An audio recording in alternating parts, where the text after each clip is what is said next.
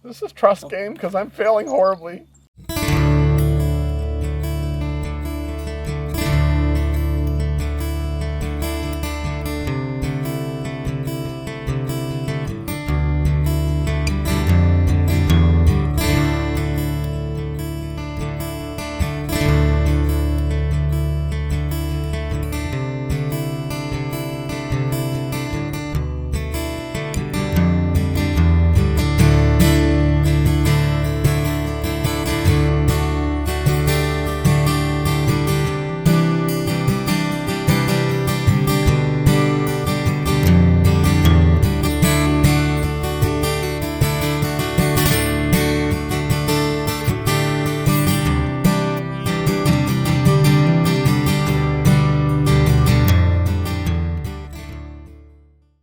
Welcome to our fire lighting series.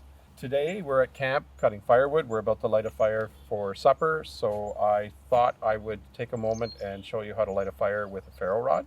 I've purchased this ferro rod from Amazon, just a generic ferro rod. It's a large 1/2-inch one. I prefer the bigger ones. They last longer, they have a longer, and the longer ones too, because you have a longer surface to strike on. My fire setup consists of a raft that I built. I have a series of bigger logs to keep the damp and the moisture off where I'm lighting the fire. So I put a lot of large logs down along the bottom. The logs then will elevate the fire off that damp ground and eventually burn down and help with the coal bed for our cooking. First thing to do is to prep. My cutting tool of choice today is my new tomahawk I did a review on and a little demo of axe throwing on in a recent video. Find the link in the comment below. When it comes to ferro rods, you need a 90-degree angle to strike on. For this tomahawk, obviously I don't want to use the blade and dull it. That's a big no-no. Usually use the back spine of a knife that's 90 degrees. The only purchase I have for 90 degrees is right here on the wedge, and it's a nice sharp angle, but it's not part of the blade surface, so I'm not dulling anything. Let's give it a try. So I'm going to use the tomahawk to prep my birch bark, and I'm just going to get some curls here and some powder.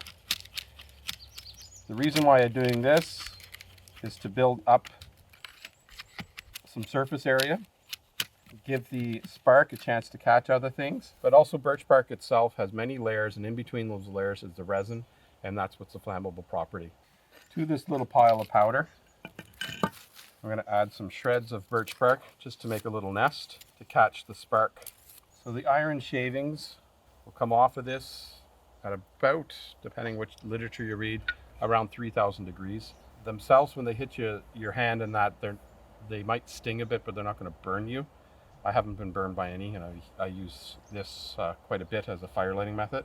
Tip I would give people is, a lot of people start it in their fire. I prefer to start it outside my fire and transfer it into the fire.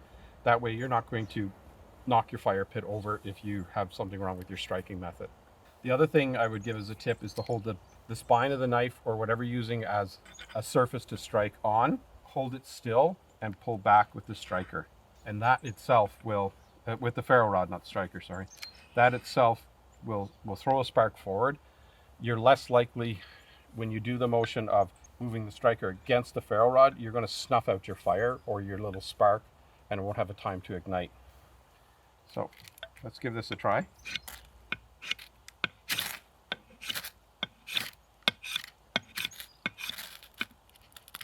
And I have a flame. Just be patient, you don't have to rush.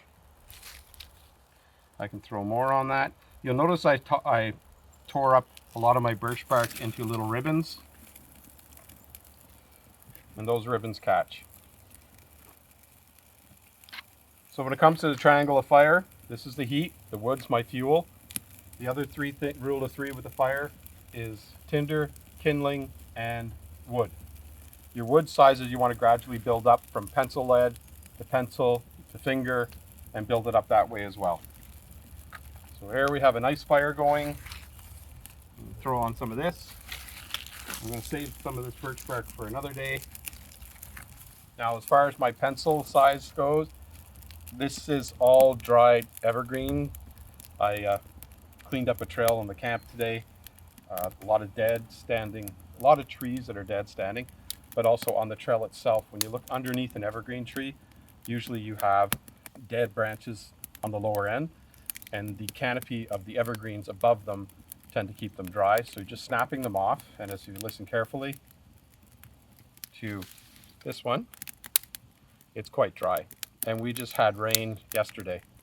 So it goes to show where you can always find nice dry tinder and small kindling to get a fire going. Evergreens tend to be high in resin too, so they tend to catch a lot faster, as you'll see.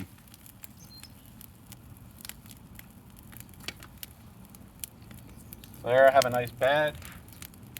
I'm just going to start throwing on bigger and bigger wood. Woo! And try not to lose more hair.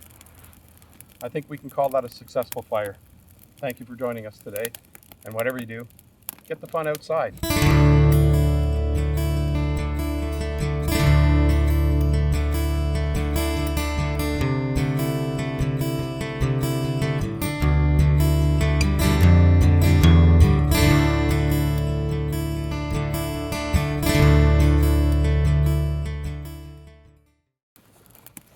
How's that?